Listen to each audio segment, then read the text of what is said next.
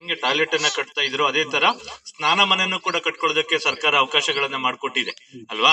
Toilet plus ಸ್ನಾನದ ಮನೆ ಎರಡನ್ನು ಸೇರಿಸಿ ಕೊಡ್ತಾ ಇರೋದು ಈಗ. ಅದನ್ನ ಒಳ್ಳೆ ಸ್ನಾನದ ಮನೆಯನ್ನ ಮಾಡಿಸಿ ದಿನ ಈಗ ನೀರಿಗೆ ಕೊರತೆ ಇಲ್ಲ, ದಿನಾ ಸ್ನಾನ ಮಾಡಿಸಿ ಮನೆ ಒಳಗಡೆಗೆ ಕರ್ಕೊಳ್ಳಿ, ಯಾಕಂದ್ರೆ ಅವ್ರ ಕೆಲಸವನ್ನ ಮಾಡ್ಬೇಕಾಗತ್ತೆ.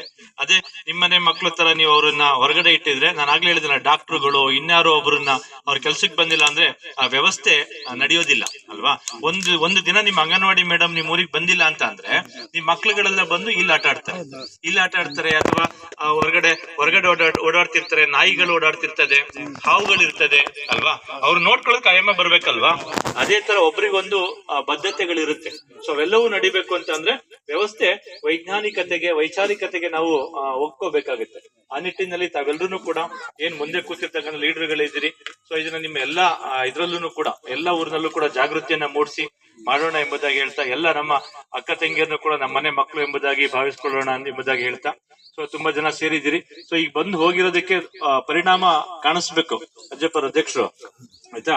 ಎಲ್ಲ ಊರಿನಲ್ಲೂ ಕೂಡ ಹೋಗಿ ನೀವು ಮಾಸ್ಟ್ರು ಎಲ್ಲ ಕಡೆ ಹೋಗಿ ಅದನ್ನ ಹೇಳಿ ಈ ತರ ಅರಿವು ಕಾರ್ಯಕ್ರಮವನ್ನ ಮಾಡಿಸಿ ನಮ್ಮ ಕಾನೂನು ಸೇವಾ ಪ್ರಾಧಿಕಾರದಿಂದ ಎಲ್ಲರೂ ಬರ್ತಾರೆ ಮಾಡಿಸಿ. ಇದು ಹಿಂದೆ ಒಂದ್ಸಲ ಮಾಡಿದ್ವಿ ಎಲ್ಲ ಕಡೆನಲ್ಲೂ ಕೂಡ, ಮತ್ತೆ ಆದ್ರೂ ಒಂದೊಂದು ಊರಿನಲ್ಲಿ ಕಾಣಿಸ್ಕೊಳ್ತಾ ಇದೆ ಆಯ್ತಾ. ಎಲ್ಲೂ ಕೂಡ ನಮ್ಗೆ ಕಂಪ್ಲೇಂಟ್ಸ್ ಗಳು ಬರಬಾರ್ದು ಆಯ್ತಾ.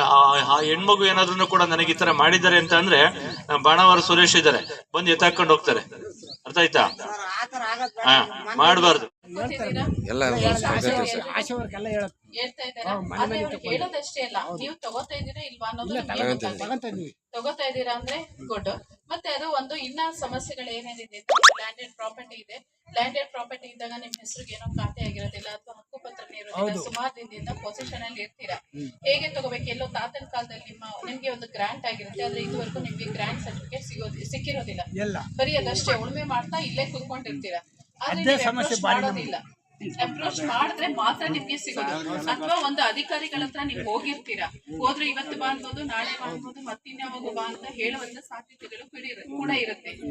ಆ ರೀತಿ ಇದ್ದಾಗ ನಿಮ್ಗೆ ಜನಸ್ಪಂದನ ಕೂಡ ನಡೀತಾ ಇರುತ್ತೆ, ಹೌದಲ್ವಾ. ನೀವು ಅಲ್ಲಿ ಕೂಡ ಅರ್ಜಿಯನ್ನು ಸಲ್ಲಿಸಬಹುದು.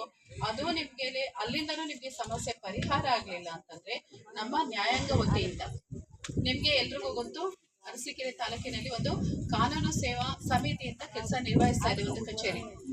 ಅರಿವಿದೆಯಾ, ಗೊತ್ತಿದೆಯಾ? ಅದೊಂದು ಕಚೇರಿ ಇದೆ ಅಂತ. ಅದು ಎಲ್ಲಿದೆ ಅಂದ್ರೆ ನ್ಯಾಯಾಲಯದ ಆವರಣದಲ್ಲಿ. ಇಲ್ಲಿ ನಮ್ಮ ಆಫೀಸರ್ ಕೂತಿದ್ದಾರೆ, ಅವರ ಹತ್ರ ಆ ಒಂದು ಕಚೇರಿಯ ಅಧ್ಯಕ್ಷರಾಗಿರ್ತಾರೆ, ಸಮಿತಿಯ ಅಧ್ಯಕ್ಷರಾಗಿರ್ತಾರೆ. ಮತ್ತೆ ಇನ್ನೊಬ್ಬ ಆಫೀಸರ್ ಕಾರ್ಯದರ್ಶಿ ಅಂತ ಕೆಲಸ ಮಾಡ್ತಾ ಇರ್ತಾರೆ. ಈಗ ಇಲ್ಲಿ ನೀವು ಒಂದು ಅರ್ಜಿಯನ್ನ ಕೊಟ್ಟಾಗ ಅವರು ಏನು ಒಂದು ಸಂಬಂಧಪಟ್ಟ ಅಂದ್ರೆ ಅವ್ರ ಕೈಲಿ ಆಗುವಂತದ್ದಿದ್ರೆ ಅವರೇ ಮಾಡ್ತಾರೆ ಆ ಕರ್ತವ್ಯವನ್ನ. ಒಂದು ವೇಳೆ ಇಲ್ಲ, ಇಂಥ ಒಂದು ಸಂಬಂಧಪಟ್ಟ ಅಧಿಕಾರಿಯಿಂದ ನಿಮ್ಗೆ ಪರಿಹಾರ ಸಿಗ್ಬೇಕಂತಂದ್ರೆ ಅವರು ಸಂಬಂಧಪಟ್ಟ ಅಧಿಕಾರಿಗೆ ಒಂದು ನಿರ್ದೇಶನವನ್ನು ಇರ್ತಾರೆ. ನೀವು ಕೊಟ್ಟಿರುವಂತ ಒಂದು ಅರ್ಜಿಯನ್ನು ಅವರಿಗೆ ರೆಫರ್ ಮಾಡ್ತಾರೆ. ನೋಡಿ, ಇಂಥವ್ರು ಬಂದು ನಮ್ಗೆ ಒಂದು ಅರ್ಜಿಯನ್ನ ಕೊಟ್ಟಿದ್ದಾರೆ, ಅವ್ರಿಗೆ ಏನಿದೆ ಸಮಸ್ಯೆ ಅಂತ ಹೇಳ್ಬಿಟ್ಟು ಅವ್ರಿಗೆ ಒಂದು ಡೈರೆಕ್ಷನ್ ಕೊಡ್ತಾರೆ. ಅದ್ರ ಪ್ರಕಾರ ಕೆಲಸ ಆಗತ್ತೆ. ಆದ್ರೆ ನೀವೇನ್ ಮಾಡ್ತಿರ್ತೀರಾ, ಸಾಮಾನ್ಯವಾಗಿ ಮನೆ ಬಾಗ್ಲಲ್ಲೇ ಮನೆಯಲ್ಲೇ ಕೂತ್ಕೊಂಡು ನನ್ಗೆ ಇದಾಗಿಲ್ಲ, ನನ್ಗೆ ಎಷ್ಟು ವರ್ಷ ಆಯ್ತು, ಇಷ್ಟು ತೊಂದ್ರೆನ ನಾನು ಅನುಭವಿಸ್ತಾ ಇದ್ದೀನಿ ಅಂತ ನೊಂದ್ಕೋತಾ ಇರ್ತೀರಾ, ಹೌದಲ್ಲ. ನೀವು ಮಾಡ್ತಾ ಇರುವಂತ ಕೆಲಸ ಅದೇ ಆಗಿದೆ. ಅದರಿಂದ ದಯವಿಟ್ಟು ಇನ್ಮೇಲೆ ಏನ್ ಮಾಡ್ತೀರಾ, ಪ್ರಯತ್ನ ಪಡೋದ ಅಂದ್ರೆ ಪ್ರಯತ್ನ ಪಡೋದಲ್ಲ, ಹೋರಾಟ ಮಾಡೋದಲ್ಲ. ಸಂಬಂಧಪಟ್ಟ ಅಧಿಕಾರಿಯವ್ರನ್ನ ಅಪ್ರೋಚ್ ಮಾಡಿ, ನಿಮ್ಗೆ ಆ ಕಡೆಯಿಂದ ಕೆಲಸ ಆಗ್ಲಿಲ್ಲ ಅಂದ್ರೆ ಕಾನೂನು ಸೇವಾ ಪ್ರಾಧಿಕಾರ ಇದೆ, ಅದು ಬಿಟ್ರೆ ಜಿಲ್ಲಾ ಕಾನೂನು ಸೇವಾ ಪ್ರಾಧಿಕಾರ ಕೇಳಿದೀರಾ ಹೆಸರು? District legal services authority. ನೀವು ಅಲ್ಲಿಗೆ ಬನ್ನಿ, ನಾವು ಅಲ್ಲಿಂದನೂ ಕೂಡ ಅಂದ್ರೆ ಜಿಲ್ಲೆಯಿಂದ ಕೂಡ ಸಂಬಂಧಪಟ್ಟ ತಾಲೂಕಿಗೆ ಆ ಕೇಸನ್ನ ರೆಫರ್ ಮಾಡ್ತೀವಿ. ಅಂದ್ರೆ ನೀವು ಕೊಟ್ಟಿರುವಂತ ಅರ್ಜಿಯನ್ನ ರೆಫರ್ ಮಾಡ್ತೀವಿ. ಆ ಸಂಬಂಧಪಟ್ಟ ಅಧಿಕಾರಿ ಅದನ್ನ ಅಟೆಂಡ್ ಮಾಡೋ ರೀತಿ ನಾವು ನಿರ್ದೇಶನವನ್ನ ನೀಡ್ತೇವೆ.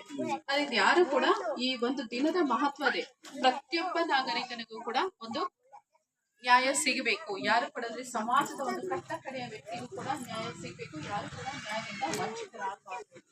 ಅಂದ್ರೆ ಬೇಸಿಕ್ ನೆಸೆಸಿಟೀಸ್, ಮನುಷ್ಯನಿಗೆ ಏನೇನು ಒಂದು ಬೇಸಿಕ್ ಅಂದ್ರೆ ಮೂಲ ವ್ಯವಸ್ಥೆಗಳಿಗೆ ಏನ್ ಬೇಕೋ ಅದಷ್ಟು ಪ್ರತಿಯೊಬ್ಬ, ಇಲ್ಲ ಒಂದು ಡಿಗ್ನಿಟಿಯಲ್ಲಿ ಬದುಕಬೇಕು ಮನುಷ್ಯ ಅಂತಂದ್ರೆ. ಪ್ರಾಣಿಗಳಿಗಿಂತ ಕೀಳಾಗಿ ಬದುಕಬಾರ್ದು, ಹೌದಾ ಅಲ್ಲ. ಈಗ ನೀವು ಪ್ರಾಣಿಗಳನ್ನ ಸಾಕಿದ್ದೀರಾ, ಹೌದಲ್ಲ.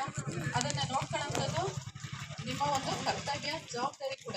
ಎಷ್ಟು ಚೆನ್ನಾಗಿ ಅದಕ್ಕೆ ಒಂದು ಕೊಡುಗೆ ಮಾಡಿರ್ತೀರಾ, ಒಂದು ಹಾಸನ್ನ ಮಾಡಿರ್ತೀರಾ. ಅಥವಾ ಈ ಸಮಯದಲ್ಲಿ ಒಂದು ಸೊಳ್ಳೆಗಳ ಕಾಟ ಜಾಸ್ತಿ ಅಥವಾ ಬೇರೆ ಏನೇನೋ ಸಮಸ್ಯೆ ಇದೆ, ಮಳೆಗಾಲದಲ್ಲಿ ಮಳೆ ಸೋರುತ್ತೆ, ಅವುಗಳಿಗೆ ರಕ್ಷಣೆ ಮಾಡ್ತೀರಾ ಇಲ್ಲ? ಆದ್ರೆ ಇವತ್ತಿಗೂ ಕೂಡ ನಮ್ಮ ಮನುಷ್ಯ ತುಂಬಾ ಒಂದು ಹಂದಿ ಗೂಡಿನ ತರ ಇರೋ ಒಂದು ಸಣ್ಣ ಸಣ್ಣ ಜಾಗದಲ್ಲಿ ವಾಸ ಮಾಡ್ತಾ ಇರೋದು ಜನರಿಗೆ ಬಂದಿದೆ. ಇದರ ಮನೆಗಿಂತ ಸರ್ಕಾರ ಸಾಕಷ್ಟು ಅವ್ರಿಗೆ ಮನೆ ಕಟ್ಕೊಡುವಂತ ಸಾಕಷ್ಟು ಜನರಿಗೆ ಕೊಟ್ಟಿದೆ. ಹೌದಲ್ಲ? ಇದನ್ನೆಲ್ಲ ಮನೆಗಂಡು ಯಾರು ಕೂಡ ಒಂದು ಕೆಟ್ಟದಾಗಿ ಬದುಕಬಾರ್ದು, ಅವರಿಗೆ ಒಂದು ಕನಿಷ್ಠ ಒಂದು ಬದುಕಿಗೆ ಒಂದು ಸೌಲಭ್ಯಗಳು ಬೇಕು ಅನ್ನೋ ನಿಟ್ಟಿನಲ್ಲಿ ಸಾಕಷ್ಟು ಯೋಜನೆಗಳನ್ನ ಮಾಡ್ತಾ ಇದೆ. ಅದ್ರ ಉಪಯೋಗವನ್ನ ಪಡ್ಕೊಳ್ಳೋದು ನಿಮ್ಮೆಲ್ಲರೂ ಹಕ್ಕದು, ಕರ್ತವ್ಯ ನಮ್ದದು, ಒದಗಿಸ್ಕೊಡೋದು ಸರ್ಕಾರ, ಆಯ್ತಾ? ಆದ್ರೆ ಅದನ್ನ ಪಡ್ಕೊಳ್ಳೋದು ನಿಮ್ದು ಏನದು ಹಕ್ಕು. ಒಂದು ವೇಳೆ ನಿಮ್ಮ ಹಕ್ಕಿಗೆ ಏನಾದ್ರೂ ಚ್ಯುತಿ ಆದ್ರೆ, ಒಂದು ಉಲ್ಲಂಘನೆ ಆಯ್ತು ನಿಮ್ಮ ರೈಟ್ಸ್ ಅಂತ ಹೇಳಿದ್ರೆ ಎಲ್ಲಿಗೆ ಬರ್ಬೇಕು? ಯಾವ ಆಫೀಸಿಗೆ ಹೋಗ್ತೀರಾ? ನಿಮ್ಮ ಒಂದು ಸಿವಿಲ್ ರೈಟ್ ಉಲ್ಲಂಘನೆ ಆಗಿದೆ ಅಂತ ಇಟ್ಕೊಳ್ಳೋಣ, ಏನೋ ಒಂದು ನಿಮ್ಮ ಸಿವಿಲ್ ರೈಟ್ಗೆ ಧಕ್ಕೆ ಆಗಿದೆ ಅಂತ ಅನ್ಕೊಳ್ಳೋಣ, ಎಲ್ಲಿಗೆ ಹೋಗ್ತೀರಾ? ನಮ್ಮ ಹತ್ರ ಅಂದ್ರೆ ಎಲ್ಲಿಗೆ? ಕೋರ್ಟಿಗೆ ಹೋಗ್ಬೇಕು. ಉಲ್ಲಂಘನೆ ಇದೆ, ನನ್ನ ಇಂಥ ಒಂದು ರೈಟಿಗೆ ಅಂದ್ರೆ ಹಕ್ಕಿಗೆ ಚ್ಯುತಿ ಆಗಿದೆ ಅಂತ ಹೇಳ್ಬಿಟ್ಟು ನಿಮ್ಮ ರೈಟ್ ಎನ್ಫೋರ್ಸ್ಮೆಂಟ್ಗೆ ಎಲ್ಲಿ ಬರ್ಬೇಕಂದ್ರೆ ಕೋರ್ಟಿಗೆ ಬರ್ಬೇಕಾಗುತ್ತೆ, ಆಯ್ತಾ? ಮತ್ತೆ ಕೆಲವರಿಗೆ ಇನ್ನ ಸಮಸ್ಯೆಗಳಿದೆ, ಏನೋ ಒಂದು ಡಿಸ್ಪ್ಯೂಟ್ ಇರುತ್ತೆ, ಒಂದು ತುಂಬಾ ಬಲಾಢ್ಯ ವ್ಯಕ್ತಿ ನಿಮಗೆ ಸೇರಿದಂತ ಒಂದು ಜಮೀನು ಅಥವಾ ನಿಮ್ಮ ಯಾವುದೋ ಒಂದು ಪ್ರಾಪರ್ಟಿಯನ್ನ ಬಲವಂತವಾಗಿ ಕಿತ್ಕೊಳ್ತಾ ಇರ್ಬೋದು. ಅಂತ ಸಮಯದಲ್ಲಿ ನೀವು